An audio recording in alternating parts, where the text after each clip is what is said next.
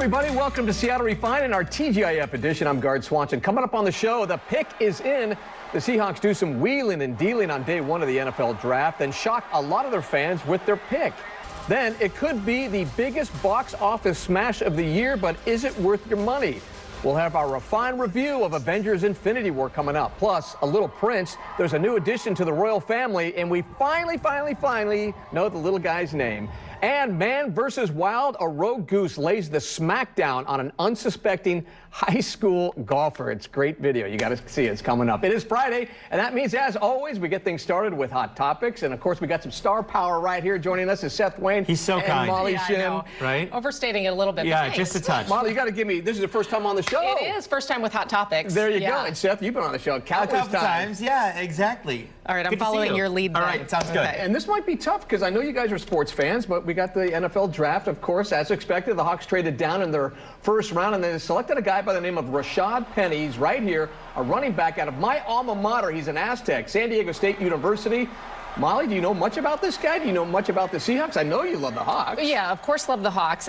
I admit I don't know tons about him, but I know he's got a great rushing game, and that's what we need, right? When your quarterback was your lead rusher of the last season, clearly you need to get some speed. He's just taking the field. There. I mean, just running down. Incredible. Just barreling through everyone. He kind of reminds me of Beast Mode, Marshawn Lynch, but a little bit faster, and he can run over people, too. Right. But that's part of it, right? We haven't had a good rushing game since Long we time. lost the beast mode, right? So It's many been people been a are few anticipating seasons. this season because there are so many players that are not going to come back, and they're not with us, and now they look at it, and you're like, all right, all eyes on this guy. Yeah. Let's keep our fingers It's crossed. going to be so different. A lot So of pressure on that different. young man. All right, our next hot topic, goose on the loose. A high school golfer in Michigan was caught off guard when this goose right here went on attack, and he paid for the price. I mean, this is a goose chasing this guy down. Now, I've heard of birdies, but I haven't heard of geese taking off on a golf course. Look at this poor guy. I know. Down go the clubs. Up. I mean, and the goose is like, I got you. Yes. It's done. I couldn't It's believe over. these pictures I the first time I know. saw him. I mean, because I heard the story, and then you see the pictures and realize that was a serious attack. He wasn't hurt. No. Right, it looks pretty bad, but he was crazy. okay. I'm surprised the guy didn't pull out like a 9-iron or something and try to at least protect himself a little bit. That's a good point. I think he was so startled by what happened, right? And he just took cover. Oh, the dude was like upside down. All right, moving on, the Wild Kingdom. That theme continues in our next hot topic. A Colorado man suffered non-life-threatening injuries after he was bitten by a shark off the coast of Hawaii. A year after, he was attacked by a bear, and 3 years after, he Have was you heard bitten about this? by a rattlesnake. No, this is a true deal. I don't get this. This guy's bad luck. I'm not going camping with this No, dude. I wouldn't even No go to the mall with this kidding. guy. I wouldn't even go at the dinner with him. A shark, a bear, a rattlesnake? A rattlesnake. And he's okay? And what's next? That's the thing. Like, what do you do? And he's all anticipating. He's like, I'm going to go back outdoors. I'm going to go swimming. I'm going to do. Yeah. He was in. Wow. His head was in the bear's mouth, according to someone or something. Or yeah, that's what we read on the air this week. It was beyond. It's mind blowing. I almost stepped on a rattlesnake one time on my grandma's ranch a long time ago. That's scary. Yeah, didn't Yeah. get bit. I ran the other way. Yeah. And I've never had an encounter with a bear. Or a Good. shark? Or a shark. Yeah. Now, I've come close. When I lived in Florida, I'd go to, what was the name of it? It was on the Gulf side, and there are a lot of shark attacks Right. down there. So I was always kind of leary on where I was in the water. 9 lives. Yeah, everyone always says, oh, what are the chances? What are the chances? Right. Damn high, I know. apparently. Oh, Pretty man. incredible. Unlucky dude. All right, our next hot topic, the royal baby. Prince William and Princess Catherine welcomed their third child, a boy, on Monday. Today, they revealed his name. It is Louis Arthur Charles. It seems So like official. we can't get enough. Yeah. Doesn't it sound so It is. aristocratic? It It does. is. I mean, when you're a prince, you need a fancy name. So, he got that fancy name. So that baby's now, what, 4th or 5th in line for the throne? Fifth in line, Fifth in line? behind Right. Charlotte. That's something new this year, that a Wow. little brother didn't jump over in the line of succession over a sister. Do you guys So- like all the royal news? It seems like the royal news, when it comes out, it flies by. You're like, they just got married. Right. And Yeah. now they're on Yeah. their third baby. Right. Do you remember the bet we had? Do you remember we had the bet when was it a boy or a girl? Yeah, and the second baby. And you said boy, I Yeah, said girl. and it was a girl. And I won a latte. Right. Yeah. You want a latte? There you go. We didn't bet this time, but maybe for the fourth baby. Well, Yeah. they've certainly been busy. Been married like 7 years, have 3 kids. Yeah. And can we say really quickly, too, how amazing the princess looked when she left the hospital? I mean, obviously, Fantastic. she has a team of people helping her and probably wanted to go home and get on her jammies and her slippers, but she looked amazing for the walk to the car. Hours after she had the baby, Yeah. and then a few hours later, she's out in heels and a dress and makeup Yeah. and the whole thing. Yeah, the Duchess, I should say. She's Yeah, looking she was good. great. great. Yeah. All right, from the royal baby to the royal wedding, our refined team is working on some awesome stories to get you prepared for Prince Harry's wedding to Meghan Markle. Meanwhile, the couple is looking for some posh porta potties for the reception. Are you kidding me? The Royal Insider tells Vanity Fair the search is on to find the most luxurious porta potty toilets money can buy. You gotta like the couple. I mean, they want to treat their people right, I guess. Doesn't it seem kind of weird? How many people did they invite to where you got to ship in some porta potties? It does seem a little bit odd, but at the same time, if you were lucky enough to be a guest at that wedding, you wouldn't really want to just step into a honey bucket, I guess. I mean, that's true. Right? That is true. Yeah, absolutely. Yeah. That wedding is going to be something. Yeah. It is. It really is going to be so cool. And to see her as the, I mean, it's just going to be really neat. You were asking if we follow the royal stuff, and I don't greatly. I mean, I'm always curious. I like saying, oh, the baby was born. Oh, here's the name. And other than that, I don't pay close attention, but I am kind of excited to see this wedding. I think it'll be neat. It has like a little American spin to it. Exactly. That's what it is. Yeah. When I was up in Victoria, it was kind of cool because then you can kind of feel that whole royal thing up there. It was kind of, that was kind of fun. It is fun. Yeah, a little different. All right, moving on. Our next hot topic, dinner and a show. Diners in Baltimore got 4 orders of flambéed cheese. When the waitstaff ignited the dishes, the fire sprinklers kicked in. Oh. Look at this. Just over some hot cheese, right? So Can you believe this? This is at a Greek restaurant. Have you ever gone to a Greek restaurant and you order the dish and they go, opa, and then they, up goes. But I mean, oops, and not only did they get pounded with water, but it was all that soot that came down with it, too. Yeah, that looked terrible. That's the thing, though. You light it on fire, and these days, everybody's recording video and caught that moment. Does it seem like the fire sprinklers are a little sensitive, though? Maybe, but you're talking about 3. Did you see the flame? I saw the flame. That was intense. It's not like just one or like, fajitas that walk by or something like that. There's like a little smoke. Next time they'll say just one dish at a time. That's exactly right. Oh, man. Yeah. Okay, moving on. Having a case of the Mondays may actually be a good thing. Now, according to a brand new study, Monday is the most productive day of the work week. The least productive, of course, today on Friday. Do you buy these findings? Yeah, that makes some sense to me. So. I mean, the Friday part, obviously, yes, is very clear. But I think on Mondays, you come in, you're refreshed from the weekend, and you sort of lay out, here's what I have to get done this week. Yeah. And maybe tackle the most on that first day. I would think Tuesday. Monday, you're still kind of worn out from the weekend. And then Tuesday, you finally kick it into gear. See, for me, I think Tuesday's worse than Monday. Because Monday is one of those days where I agree with you, where you just come in and you do your thing. And then Tuesday's just like, there's like nothing good about Tuesday. I still have so much of the week left. Exactly. And what's so great about it, now I'm not even off the weekend, and I kind of went, I don't know. Yeah, so Tuesdays are my day like that. Tuesday's kind of like the lost child in the family. It's just kind of a day. I it's know. Just there. And Wednesday, you're like halfway through. Right. And then Thursday's pre-Friday. And then you get to the party. And then Friday's like, yes! But all 3 of us are working right now, so here we go. I'm about to walk off. Our next hot topic, the biggest movie of the year, Avengers Infinity War, opens today. Refined Scott Rondo was one of the lucky few who got to see the movie early. It's time now for a spoiler-free edition of Rondo's Reviews. More is more. That's the theory filmmakers subscribe to in the chaotic but thoroughly enjoyable Avengers Infinity War. For those not already engrossed in the Marvel Universe, here's the gist. A big evil purple dude named Thanos and his family of hideous intergalactic bad guys are hell-bent on unleashing cosmic genocide. But in order to achieve their sinister goal, they must first travel the galaxy and find 6 hidden stones that control the properties of the universe. Only the Avengers can stop them, or can they? In this scene, the Hulk and Doctor Strange explain to Iron Man the apocalyptic threat headed their way. He has the power in Space Stones. That already makes him the strongest creature in the whole universe. If he gets his hands on all 6 stones, Tony... He could destroy life on a scale hitherto undreamt of. Did you seriously just say hitherto undreamt of? Are you seriously leaning on the cauldron of the cosmos? Is that what that is? I'm going to allow that. Robert Downey Jr., Mark Ruffalo, and Benedict Cumberbatch deftly lead a cast of thousands. Unfortunately, Infinity War's star power is also one of its weaknesses. Marvel throws nearly every character in its lexicon into this epic. At one point, I half expected to see Frodo, Darth Vader, and the Wicked Witch of the West join the action. I think it's good, except it sucks. So let me do the plan, and that way, it might be really good. Wow. The end result is a lot of really talented actors with not a lot to do except look good and fight bad guys. But let's face it, the real stars of this film are the special effects. And if you want nearly non-stop action, Infinity War delivers in spades. If there are holes in the plot, and heck, there might be, things move way too fast to get caught up in it. The filmmakers are counting on the fact that you are very familiar with our heroes and their origin stories. So if you don't know Black Widow and Scarlet Witch or what makes them tick, you better Google it, because there's just no time here to explain. Tell me his name again. Thanos. But I'm being picky. Avengers Infinity War is a great popcorn movie with just enough doses of levity to balance out the dark plot. The movie is rated PG-13, and it's definitely too scary for younger kids. And it's long. It clocks in at just more than 2.5 hours. So don't load up on soda in the first hour, and definitely don't leave before all the credits have rolled, or you will regret it.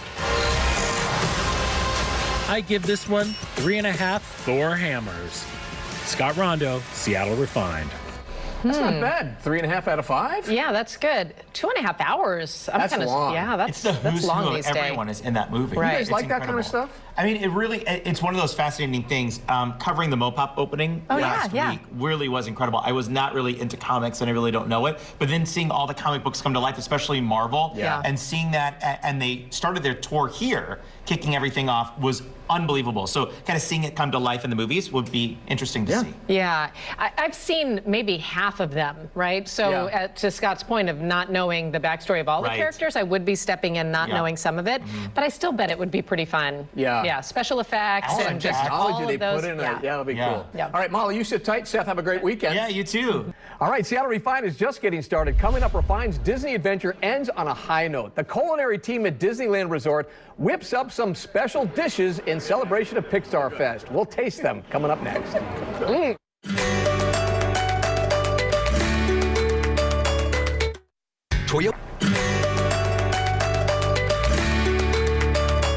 Welcome back to the show. You know, all this week we've given you an inside look at Pixar Fest, a summer-long celebration at Disneyland Resort. Between the parades and the rides, you've got to fuel up when you're at the parks. Luckily, Disney does dining well too, and their chefs are whipping up some delicious dishes just for Pixar Fest.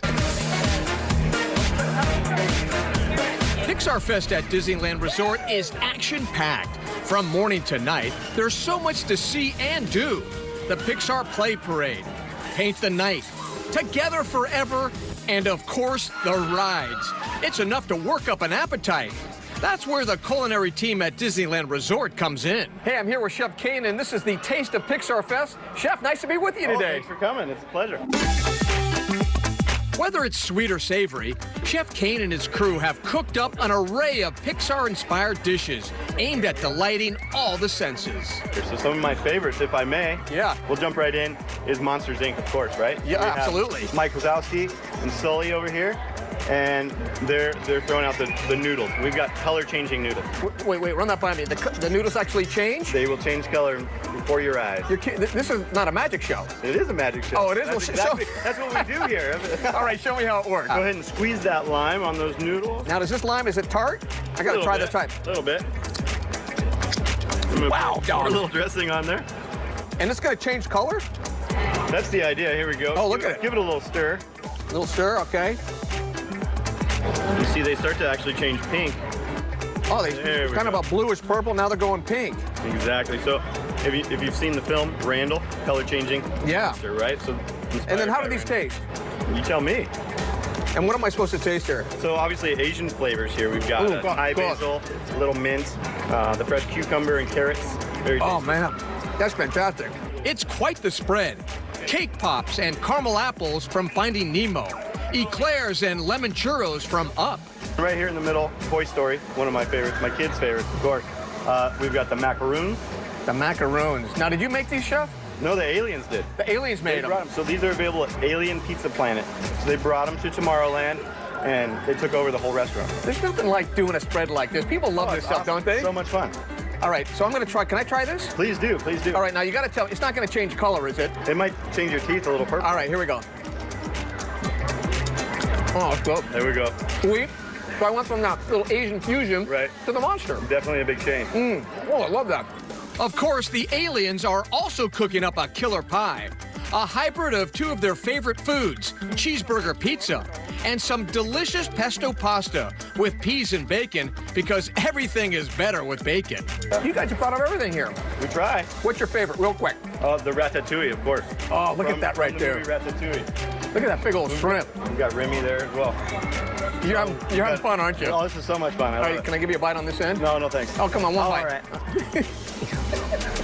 That's good stuff. I think the chef hogged the macaroon. That's what I think. Hey, don't forget, there's still time for you to enter for a chance to win a 3-day, 2-night vacation getaway at Disneyland Resort. Log on to SeattleRefined.com/contest to learn more. The deadline to enter is Sunday night at 11:59 p.m. Coming up on the show, we want to tell you about a very special event happening this weekend here on Como. Plus, a provocative new play hits town. We'll show you how you can enter to win tickets.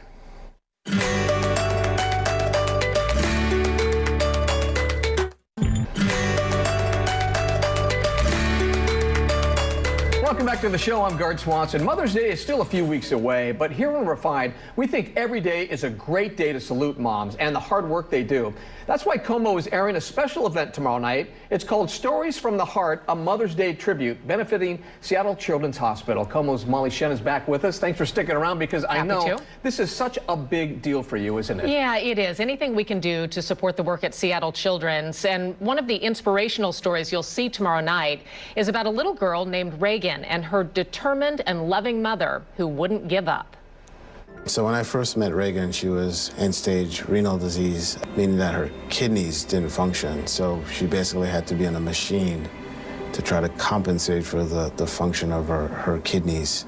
Someone can be maintained on dialysis, whether it be hemo or peritoneal dialysis, but especially in kids, for their sort of long-term growth and development, that's not necessarily a good option. And the longer you're maintained on dialysis, the shorter your lifespan is. So, kidney transplant it's the best possible option. I mean, we were told at her diagnosis, our first 3 days here, she's gonna need a transplant from Dr. Hernandez. And we're like, okay, when do we do it? And he goes, calm down. It's a long journey till you get there. We need to grow her. He was right. I mean, 3.5 years later is finally when we got to do that. And we'd been waiting since day one to do that. The surgery was scheduled for March 14th for the transplant. I've never had surgery, so to be on a selfish end a little bit, here my daughter has had like 8 or 9. And I'm like, gosh, what happens if something happens to me, But at least I knew she was gonna be okay. And we get over there and I'm like, my surgery started before hers. And really, they IV'd me up, and the next thing I know, I was waking up. You'll see the rest of that story, and Reagan's story is just one of many we'll share when Stories from the Heart airs tomorrow night at 7 right here on Como 4. We hope you'll join us, and you can donate on behalf of your mom or another woman in your life you'd be proud to call your mother. You can also donate in advance at give2.seattlechildrens.org/Mother's Day. So many great stories, Gard, of examples of moms who are sticking by their kids through some really tough times, the support they give and the difference it makes. And you're doing a terrific job just keeping Seattle Children's Hospital out there and making awareness for everybody. I drove by the hospital last night with my children, and I thank God they're not in there, but Children's Hospital does so much for so many kids, and a lot of times you don't have to pay because there's so many donations. Right, and this money goes into that uncompensated care fund, and none of us know when we might need Seattle Children's. We're so lucky that they're here. We are. Look forward to your show. Thank you. All right, thank you, Molly. All right, Seattle Refined, we'll be right back after this.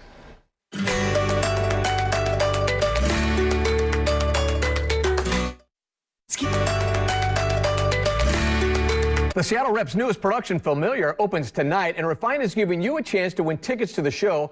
All you have to do is like Seattle Refined on Instagram and post a public comment with the hashtag Familiar Contest on our contest post. You've got until April 29th to enter. For more details and complete rules, just head to the contest page on SeattleRefined.com.